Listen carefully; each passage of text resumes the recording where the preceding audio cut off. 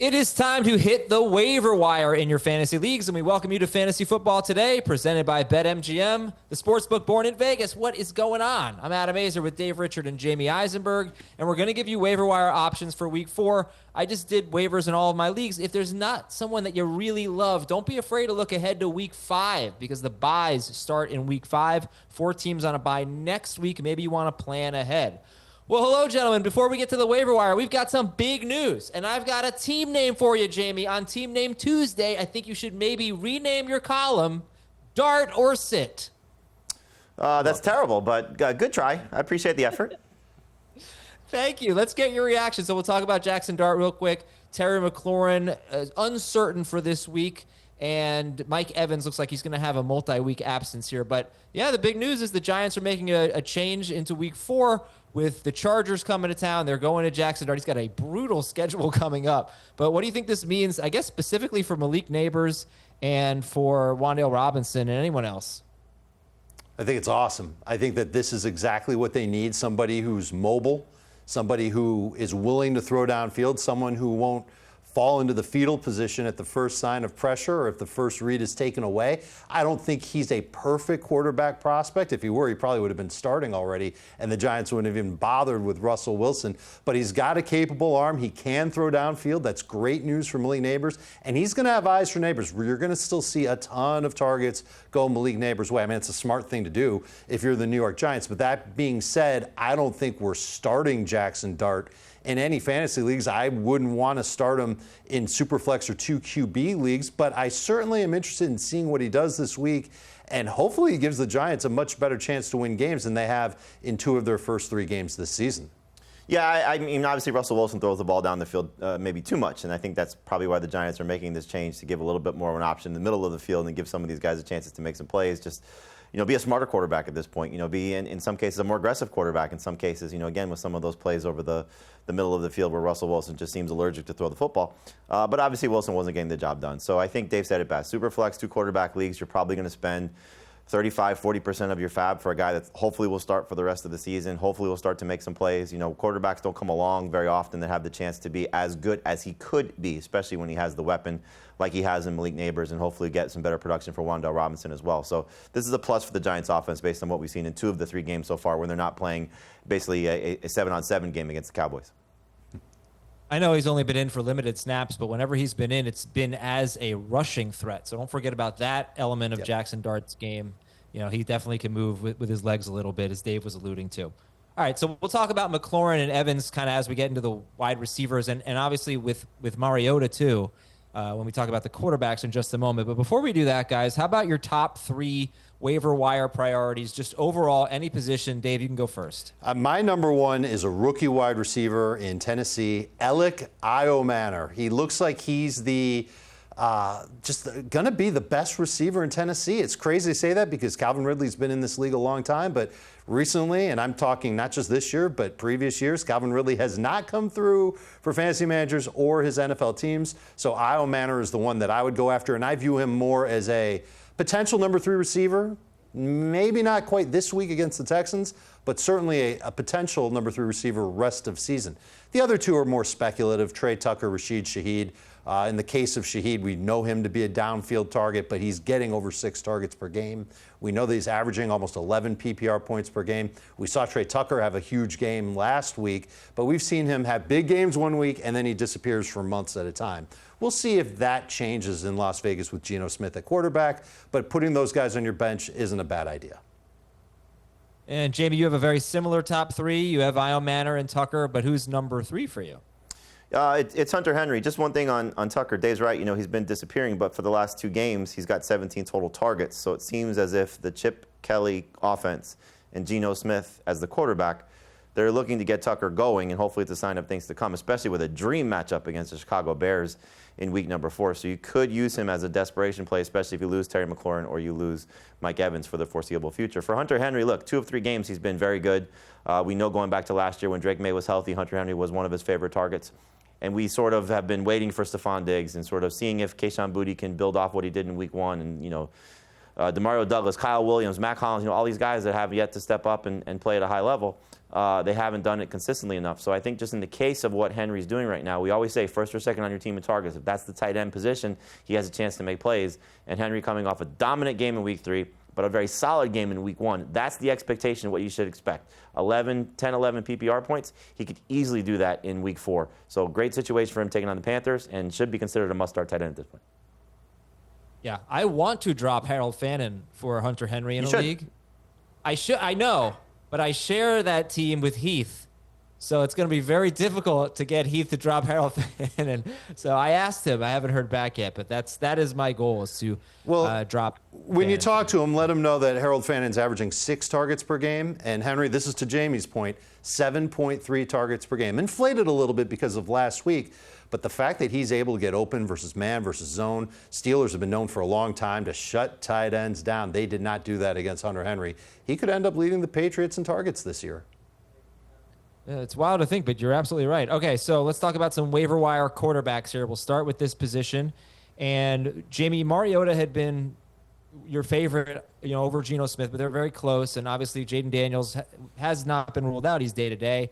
But with McLaurin, uncertain was the report. Does that change anything for you in terms of your priorities at quarterback? Not really. I mean, what we saw from Jaden Daniels in week 1, what we saw from Mariota last week, yes, he had the big play to McLaurin, but it's not like Terry McLaurin's been lighting up the scoreboard and certainly helping his quarterbacks in a tremendous way. And so the way that Mariota plays, he's just a different kind of quarterback. He's going to use his legs. He's been over 40 yards rushing each of his 3 appearances over the last 2 years for the Commanders. I think he's going to be able to do that in this week's matchup against the Falcons. Falcons obviously did not show a lot defensively because they were just a mess across the board. But I think just in the case of what Mariota brings to the table, certainly 4 points per passing touchdown leagues, he's going to have a chance to be a top 10 quarterback. So I go back and forth between Mariota and Geno Smith, but really McLaurin is not such a difference maker, which is sad to say, but that goes to just where he is at in the season. With Deebo Samuel and Zach Ertz and just what he'll be able to do with his production, his legs. Look, he got a touchdown out of Luke McCaffrey last week, so McCaffrey steps in and can make some plays for him in the passing game as well. And Dave, how do you see it at the top?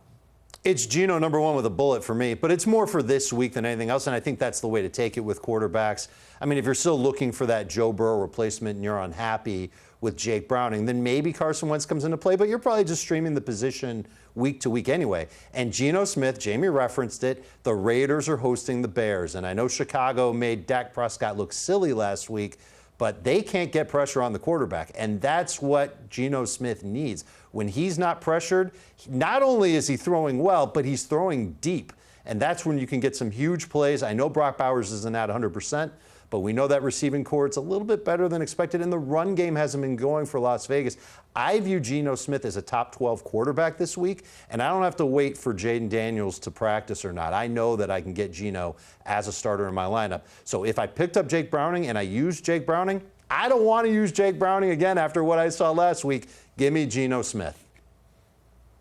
Okay, so if Mariota and Geno Smith and let's say Carson Wentz are the top 3 candidates this week, would you start them? I'm not saying drop, but would you start them over Kyler Murray against Seattle? Yes. Yes. All 3. Not Wentz, but the other 2, yes. Okay. Would you start them over Jared Goff against Cleveland? Yes. All 3. How about Baker Mayfield against the Eagles? I would start Mariota and Geno over Baker. Geno and Baker are close. I might be talked into Geno over Baker. I do like that matchup so much for Geno Smith. Yeah, and Baker obviously without Mike Evans this week facing the Philadelphia Eagles. That one could come down to whether or not Chris Godwin plays, Adam. If Godwin is back, and he's been practicing, so he should be back in the swing of things. If he's back, that would make me feel a little better about going with Baker Mayfield. All right, some other options at quarterback. Tua Tagovailoa facing the Jets, who are 26th against quarterbacks right now, mostly because of Aaron Rodgers in week 1, which is a weird thing to say. I want to talk about Bryce Young and just this offense, really McMillan. We get a lot of questions about Tedero McMillan in terms of trade, but just to bring it up, the next 4 weeks for Carolina are New England. They give up the 2nd most yards per attempt in the NFL, and they've faced Geno Smith, Tua Tagovailoa, and Aaron Rodgers, okay? The Dolphins, who've allowed 29 or more fantasy points to every quarterback they've faced, and none of them have even thrown 30 passes. The Cowboys, who are the worst defense in football right now, and the Jets, who are okay. But it looks good. So I'll lump Bryce Young in there with Jaxson Dart and anyone else. Tyrod Taylor, there's been some talk about maybe him keeping the job. Is there anyone out there that you think needs to be rostered long-term, even if we're just stashing them? Between Tua and Bryce Young and those guys? Yeah, Jaxson Dart. Yeah, yeah. And you can throw in Geno Smith, Mariota, Wentz, whatever. I mean, I think in the case of one quarterback leagues, Dave nailed it. We're looking at replacing the injured guys. So Joe Burrow, the manager, is looking for hopefully a long-term answer, but you can certainly go week to week. The Jaden Daniels manager, if you don't want to just handcuff him with Marcus Mariota. Brock Purdy, we'll see if he comes back and how much you want to trust him, knowing that he's still not 100%. So there's been injuries at the position. Justin Fields with a concussion as well. So I think you're just kind of streaming, quarterbacks there. But, I know for me, I have Burrow in 4 leagues. For the most part, I've tried to pick up 2 quarterbacks if I could, just to see if I can find something that will be long-term. So certainly Bryce Young with the schedule. Tua Tagovailoa at times, and even this season, when he gets hot, he gets hot. I think in the case of their quarterbacks are getting dropped. So Purdy's been dropped in a lot of leagues. He's at 84% rostered. Justin Fields has been dropped in a lot of leagues. He's 80% rostered. So, you want to try and pick up somebody that has high upside, and then in the case of week 4, maybe who has the best matchup. So, again, a Geno Smith, a Marcus Mariota, one of these guys, Tua, Bryce Young. Bryce Young is so great. So you can sort of just go week to week and then maybe find a long-term solution as well if that player is available to you. And it could be Jaxson Dart based on the upside. Okay. We'll talk about running backs in a second. Last thing I just want to say is there is a quarterback who's playing pretty well. He's got the 3rd best yards per attempt in the NFL, and he's 26% rostered, and he's Sam Darnold. Mm-hmm. He's just barely throwing, but I'm starting to get the feeling that if he does throw enough, then he could be certainly, kind of a low-end, top 12, top 15 kind of guy. We haven't really talked about him. All right, we're going to take a break. Waiver wire running backs, they're not great names, but going through my leagues, I try to pick up a lot of them because I need them. We need bodies at this position. So we'll tell you who to get after this on Fantasy Football Today.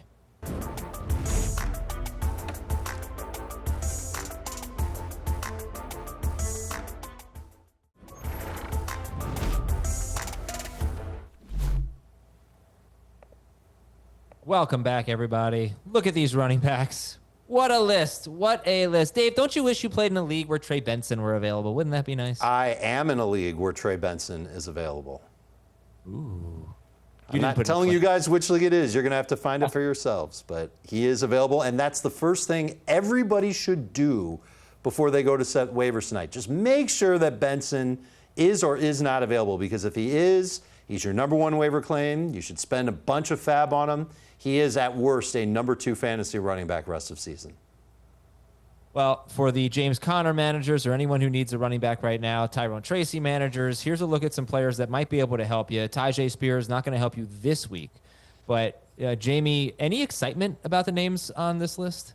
Long term, in the case of a few of them, and it may take, unfortunately, some injuries to happen. But that's why Tyjae Spears, I think, is someone of note, just because we know what the sort of mantra was for the Titans coming into the season, coming into training camp, was using both of their running backs. And Tony Pollard has done a lot of good things, but obviously has been overworked, I would think, in the first 3 weeks of the season. And Spears has an opportunity starting in week 5, hopefully, to potentially, give you an option as a flex. The one that could ascend to a starter right away without an injury is Woody Marks. And so you look at the situation in Houston.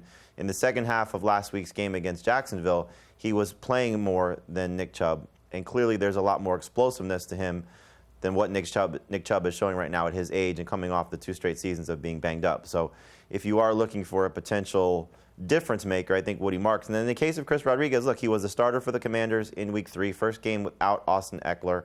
I think it was a surprise because, okay, who's going to be the passing downs running back? Well, we really didn't see that very much because they only threw 1 pass to their backs, and it was to Ja'Cory Krosky-Merritt.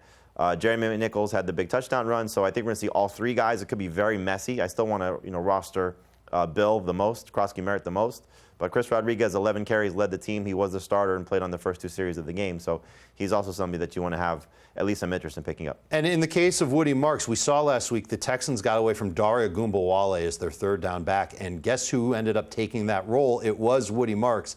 And then he got some carries on top of it. He had an edge over Nick Chubb in carries near the goal line. He had all of 1, but it was the only one inside the 10 that the Texans had. And it's a bad offensive environment, but Woody Marks is making inroads on getting after Nick Chubb. So if Tyjae Spears is already rostered or you're impatient, you don't want to wait the week for Spears, Woody Marks should be the number one name on your list. I can't really debate this list that much, but I would.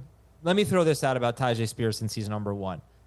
Tony Pollard's had among the most carries in the NFL. He's been extremely disappointing. This offense pretty much stinks right now.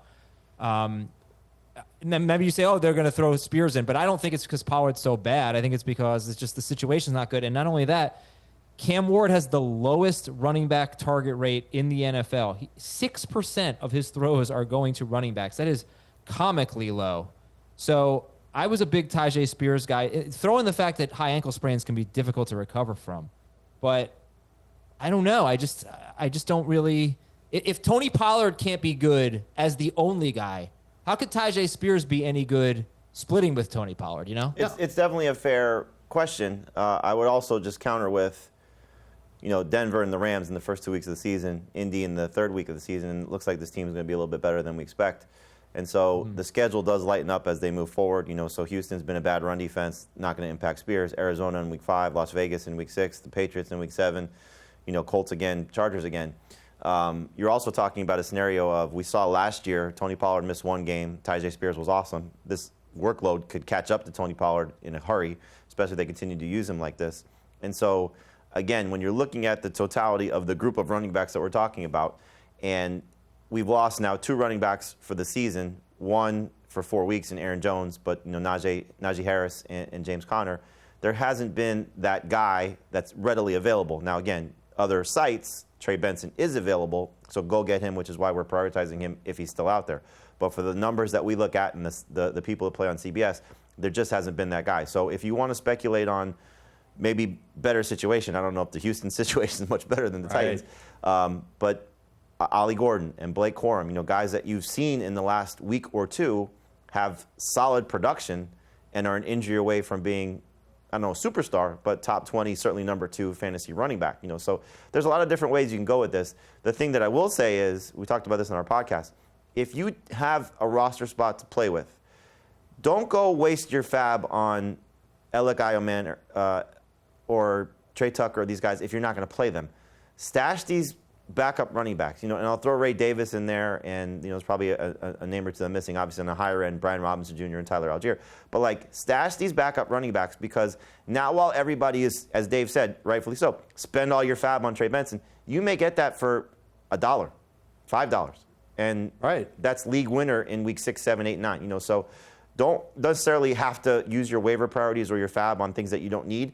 Do it on things that could help you down the road. Right. And as for Tyjae Spears, if we're going to take the advice of finding those backup running backs, well, here's one in Tennessee. Yeah, okay, the situation might not be great because Tony Pollard is not doing well with it, but I think their offense could change a little bit with Tyjae Spears there. We know that he's a good pass catcher out of the backfield. They're changing play callers in Tennessee starting this week, and it could be very easily more passes to the running backs to make it easy and to take pressure off of their rookie quarterback. And Spears is going to play every week. So even if you're in a pinch, there's bye weeks coming up, there's injuries happening, Tyjae Spears could be good for 8, 9, 10 PPR points. That's not great. I'm not advocating as that being the main reason to go after Tyjae Spears, but it's a built-in perk with him in the event that something greater happens where Pollard misses a game, Spears comes in, or maybe Spears even overtakes Pollard, because let's face it, Pollard hasn't been great through these first 3 weeks. Maybe Spears can be better. All you have to do is add him off of waivers, and for one more week, you get to put him in an IR spot on your bench. And I just will say real quick,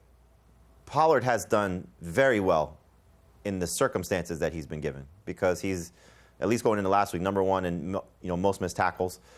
He's doing what he can, so it's not necessarily him. And that's, I think, to your point, Adam, the situation isn't exactly ideal for Tyjae Spears, but like Dave said, changing play callers and maybe some things, just overall change for the Titans for the better. O-line healthier.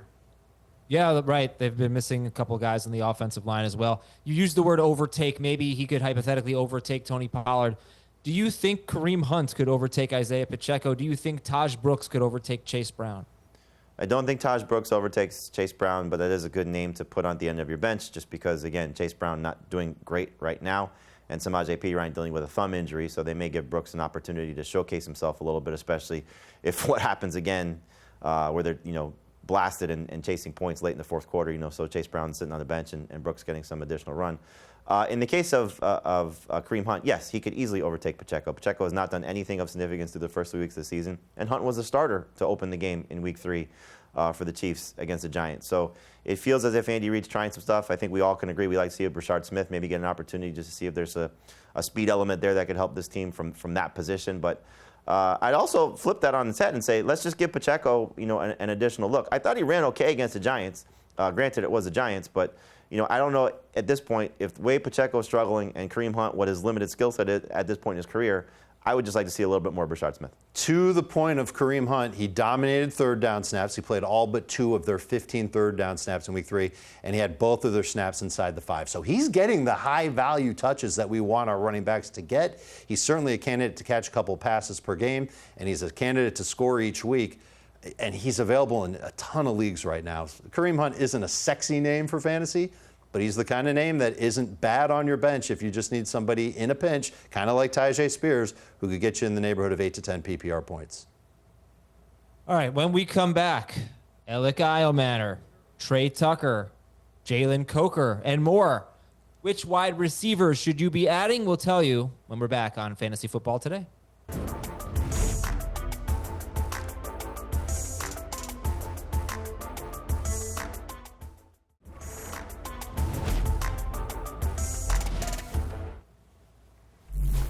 We're talking wide receivers now to pick up off the waiver wire in your leagues. This is Fantasy Football Today, presented by BetMGM. Adam, Dave, and Jamey. Okay, before we get to the Eilmanors of the world, let's talk about some shallow league guys. Chris Godwin. Is he a must-add? He's 82% rostered. Look, if Trey Benson's available in one of your leagues, he's 80% rostered. Chris Godwin might be available in one of your leagues. Is Chris Godwin a slam dunk must-add? Sure. We know what he's done in the past. Everybody remembers the first 7 games from last year. The hope is that he regains most of that form and certainly gets a huge opportunity to do that again. It's not a sure thing that he'll do that, though, because Emeka Egbuka has been so good, but it helps that Mike Evans missing a couple of weeks with the hamstring injury. It does open the door for Godwin to come back and immediately start getting targets from Baker Mayfield. What about Jordan Addison? He's actually 89% rostered, but have you seen his schedule? It is horrible. Pittsburgh, I don't know if anyone's going to start him this week in his first game back. Pittsburgh, then at Cleveland, then a bye, then the Eagles, then the Chargers, then the Lions. Their passing offense isn't exactly firing on all cylinders. Should we really be regarding Jordan Addison as a must-roster player, Jamey? Absolutely, but if given the choice of Godwin or Addison, for me it's Godwin easily because, again, the Evans absence and what Godwin should mean to his offense. Not that Addison has a lesser role, but you just mentioned it. The passing game is very much in flux. Like, we don't know if Wentz is going to be the starter long-term, if McCarthy comes back because he did not look good.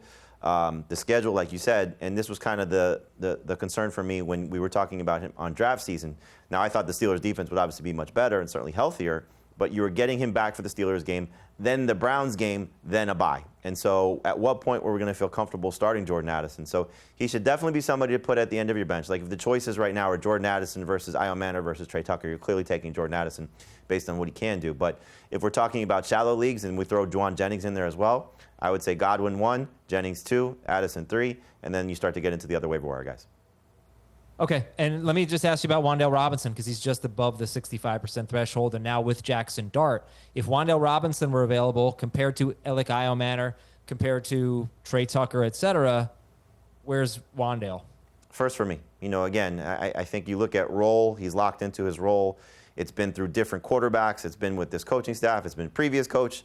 He kind of just gets you his 11, 12 PPR points. And we're talking about a guy coming off a year in a Brian Daboll offense with, again, multiple quarterbacks, 140 targets, 93 receptions. It's not sexy, but he gets you those PPR points that's just, guaranteed. So Eilmanor or Tucker, they may have more upside.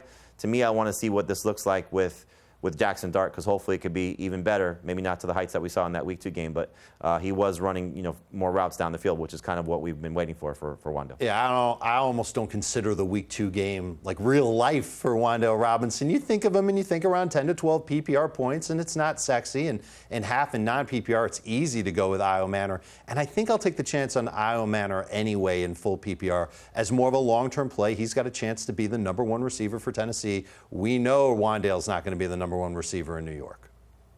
Yeah, by the way, Matthew Golden's another guy who's 20% available in CBS Sports Leagues, facing Dallas, who made Wan'Dale Robinson look like Malik Neighbors, basically. All right, let's take a look at the waiver wire list here, starting with Alec Io Manor.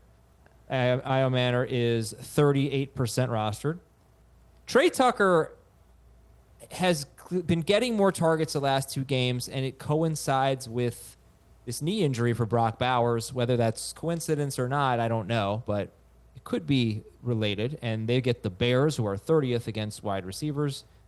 And then Dave has Rashid Shaheed third. Jamey's after Io Manor and Tucker. Jamey, you're really mostly playing for the future here. Is that fair to say? I think at the position you can. If you're looking for modest production, Shaheed's had 1 good game so far on the season. The targets have been there for him. It's kind of just been the staple of this passing offense right now. Olave's getting targets, Shaheed's getting targets, Juwan Johnson's getting targets. They're just not producing at a high enough level aside from Johnson at his position. So if I'm chasing the spot and I'm chasing for the future, Shaheed's not even on my list. So I'm looking at more of the younger receivers that have a chance to maybe pop in their offenses, and that's kind of the theme for this week. Christian Kirk's a little bit different just because he's coming off, the injury. A guy that I know you were excited about this preseason, so was I, Adam, in terms of what his role could be for the Texans. So gets 8 targets right away in his first game, after the layoff. So hopefully he'll be a little bit more ramped up this week. But in the case of if you need somebody for this week, yeah, Shaheed can get you 11, 12 PPR points. I think that's fair. But for the most part, kind of the theme of the week would be don't spend a lot on these guys. We kind of have gone through this now through the first 3 weeks of the season. Wan'Dale Robinson, disappointing. The next game after the big game. Troy Franklin, disappointing after the next game. We're going to see this with these guys, especially, Io Manor, Tucker, these type of players. They're just not guaranteed to get production. So I wouldn't, spend a lot of your fab on these guys. But if you do need a wide receiver, again, we're talking about Mike Evans being down and Terry McLaurin being down and the situation with the Bengals guys. Like, this is a really bad position right now. We thought wide receiver was deep. We're going to get tested with that, though, in the next several weeks once the bye start in Week 5. Dave, your thoughts on this group of wide receivers that you see here, or maybe who could help you out this week, who could help you out long term? So the point with Shaheed being in my top 3 is short term, because if you want to look long term, there's a bunch of names on this list that can fill that void for you, but not everybody has long-term goals in mind. And if you're thinking long-term anyway, I'm not sure wide receiver is where you want to go. It just depends on the makeup of your roster. But we haven't talked about Jalen Coker yet, and I think we should. He's got 1 more week on injured reserve, and then he's eligible to come off of it. And the Panthers kind of need a number 2 wide receiver. Xavier Liga didn't play in week number 3. Tight end Jatavion Sanders, he's now going to miss some time. It's been Hunter Renfrow as the number 2 target getter behind rookie Teteroa McMillan. McMillan's going to still be the one. Coker is kind of a version of McMillan, maybe not quite as quick as McMillan, but a big guy, big catch radius. They like him a lot, and I think he's absolutely worth adding. And he's certainly not a short-term option because you can't use him in week 4. But I think long-term, he could end up being just as productive as the Wan'Dale Robinsons of the world in that 10 to 12 PPR point per game range, maybe a low-end flex. Good stuff from Tyquan Thornton lately, and he was very close to having an even better game against the Giants, just missed a touchdown. Does Tyquan Thornton basically go away when Xavier Worthy's back? I don't think he goes away, especially looking at what this Ravens secondary looked like. So we'll see what happens in week 4. When Worthy hopefully does get on the field. But it's really the concern is what happens in week 7 when Rice and Worthy are there. I think you're going to see him be the big play threat, the guy that they'll take some shots with. The targets will clearly come down. And we know they've tried it with this position several times over the last couple of years. Marquez Valdes-Scantling being probably the most prominent one, where they haven't been able to hit on him. But you see that Patrick Mahomes trusts Tyquan Thornton. We know he can run. And just imagine how much fun this offense can be when you have Rice, when you have Worthy, and now you have this guy who can clear out things and open things up for them underneath, but also take some shots down the field. So my guess is this was the role they were hoping Marquise Brown would play. He's clearly disappointed in that role, and he's definitely disappointed the last couple of weeks once we saw the injuries, saw the injury to Xavier Worthy. So I don't think you necessarily have to avoid Thornton, but you might be able to get him a little bit cheaper now, especially if we find out, mostly for the leagues that run waivers on Wednesday, that Worthy's playing. So still somebody I think I'd want to pick up for sure. Two more questions. First, for week 4. The Packers have the dream matchup against the Dallas Cowboys, who give up big plays constantly. Can we trust any Packers wide receiver?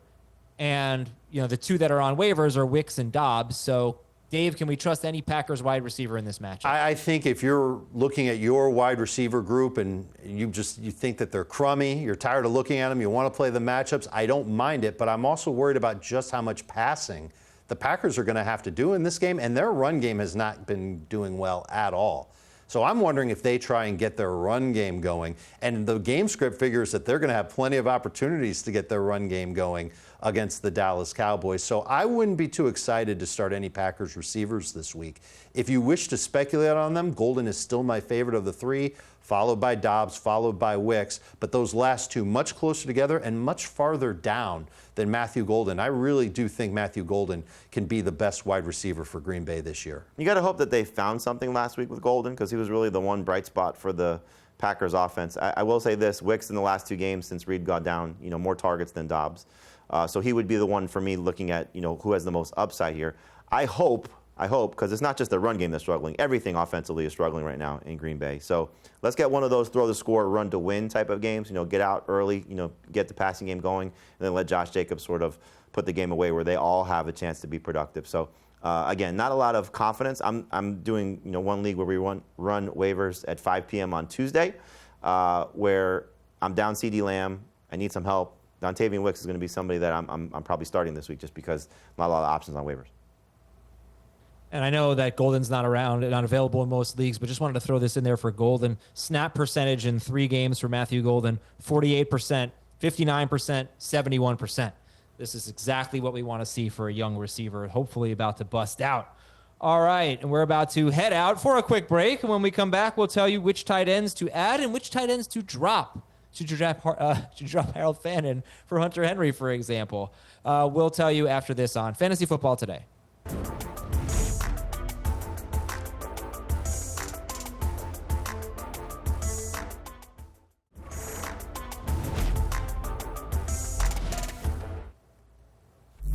Waiver Wire tight ends here on Fantasy Football Today, presented by BetMGM. Quick aside, you like dart me up or let's get it darted? Let's get it darted. That's better than dart me up.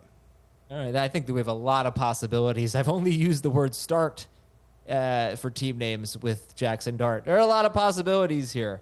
So anyway, let's get to the tight ends, folks. Well, I got one for you since it applies, every time I see you. Ew, you darted.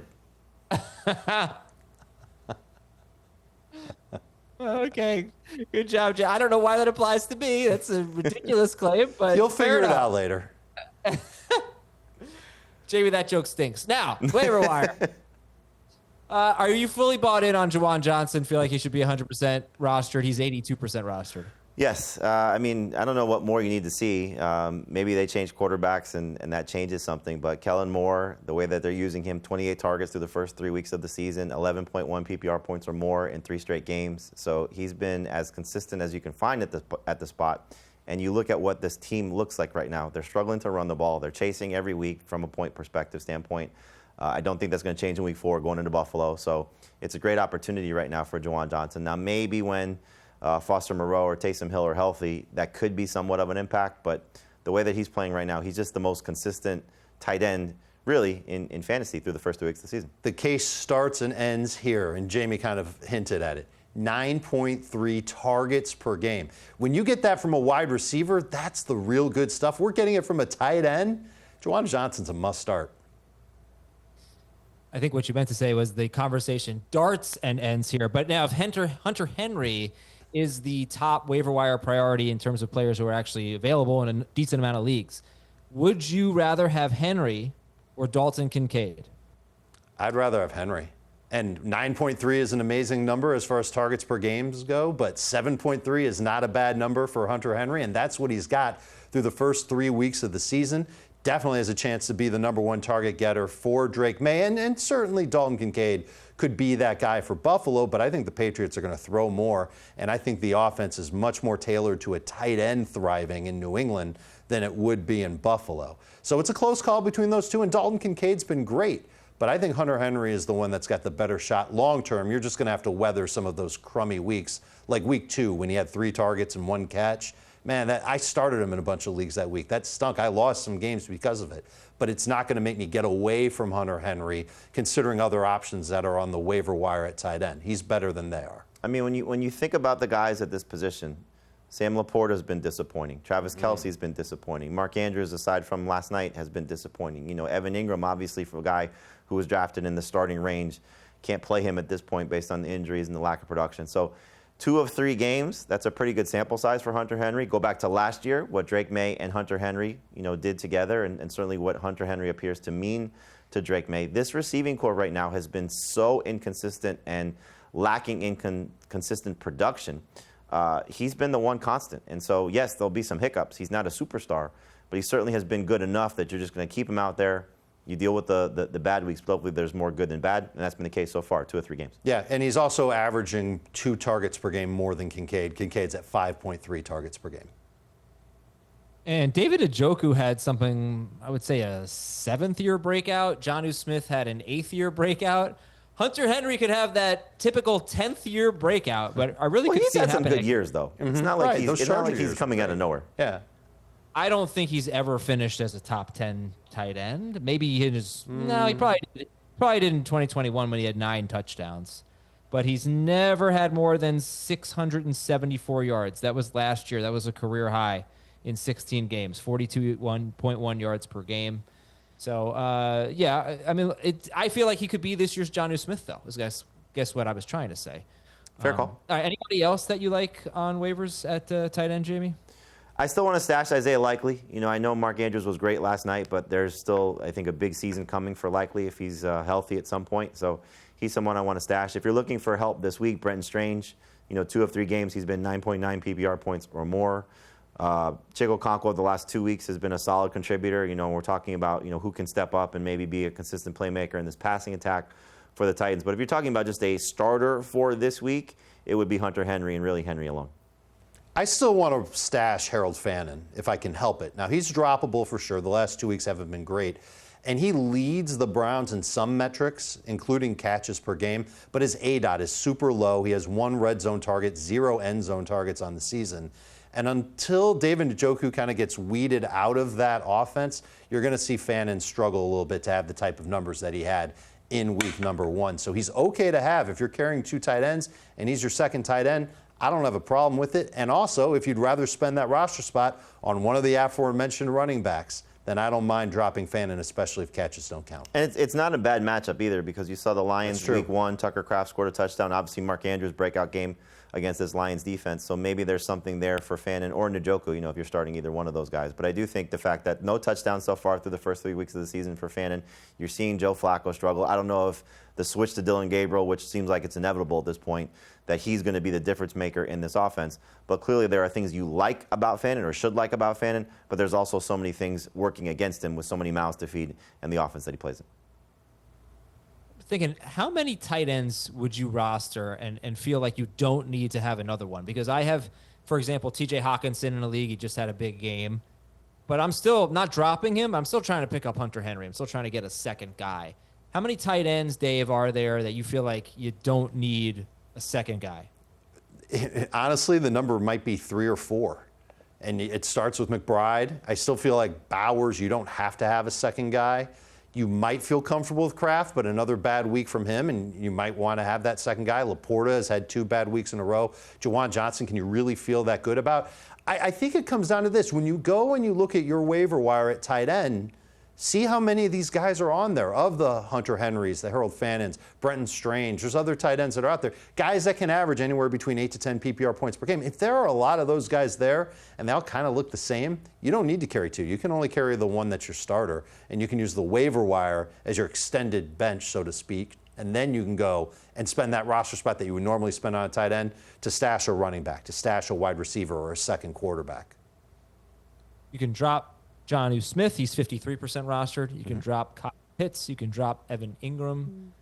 Could drop Harold Fannin, as Dave was saying. There are droppable tight ends out there. So we are going to take a break. We love hearing from you, and we have your questions when we come back. So we'll read your questions from X, answer them, give you some advice, help you out, and that's coming up next on Fantasy Football Today.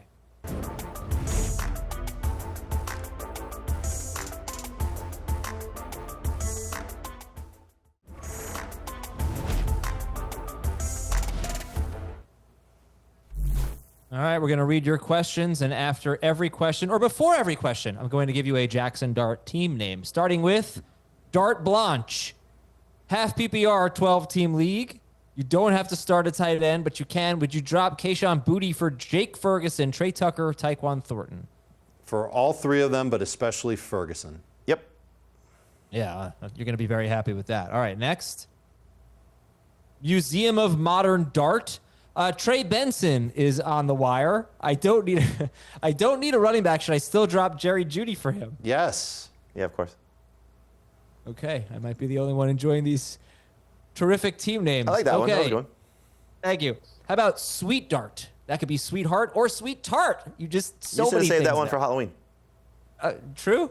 What order do you have Corum, Brian Robinson, Ollie Gordon, Marks, and Monangai? If only there was a column out there that had that ranked. I would go Marks 1, Gordon 2, Corum 3, Robinson 4, Monangai 5. That's probably how I would have it, too. I haven't thought about it very much, but Marks is one of the top running backs to pick up off the waiver wire. You know who you could be for Halloween, Adam? Who? Dart Simpson. Oh, nice. Or Dart Vader. Ooh, also good. All right, next up. Dart Break Hotel. I have a question for you, Jamey, Dave, and Heath. A bit off topic, but would you trade Mooney for Basil Tootin? In a second. Yeah. Nice charity work being done in your league for you, Mason. Well done. Yes. Go for it. Make this move. Assuming that if you need Mooney, your team's in trouble either way, but I'd rather have Tootin than Mooney rest of season. Oh, speaking of Tootin, how about holding in a dart? Next question. I already used that. You can't steal that from me. Who do I drop so I can pick up a quarterback to replace Dak? Pitts, Fannin, Zach Charbonnet, RJ Harvey, Tootin. Ooh, Dart and Tootin, not bad. Or Dak himself. If you want to hold Dak, then I would drop Pitts. If you want to drop Dak, then just drop Dak and pick up a quarterback. But I wouldn't drop Dak if it's a 12-team league with buys coming up. Lamb will be back eventually. Someone will get him, and it might not be you. So I'd rather have Dak than Pitts on my team rest of season. Yeah, Pitts is the one here. All right, one more here.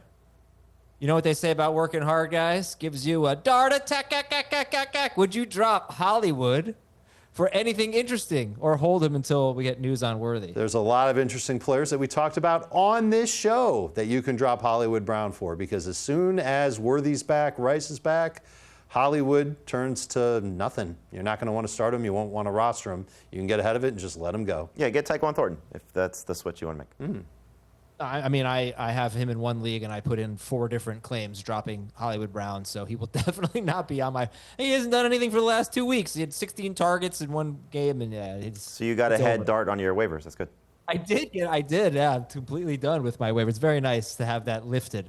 Guys, thank you so much. Great information today, and thank you all for watching and listening. That's going to do it for Fantasy Football Today. Every Tuesday, we're going to give you the waiver wire advice here on CBS Sports Network. If you liked our show, please check out our Fantasy Football Today podcast. We have a ton of episodes for you.